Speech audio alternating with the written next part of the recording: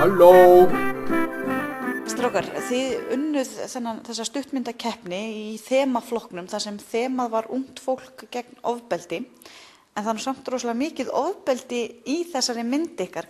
Já, þannig að við vorum að mynda og kom He-Man með Morgunblaðið. Gaf hann ykkur góð ráð?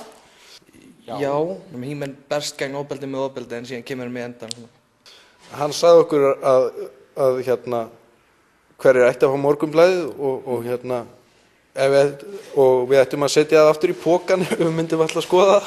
Kom það ykkur á óvart að vinna? Nei. Haldið þið að þetta verði til þess kannski að vekja meiri áhuga krakka á ykkar aldrei á þessum möguleika á að tjá sig, ef við getum sagt svo? Greinilega ekki. Hverju eru þið að reyna að koma á framfæri?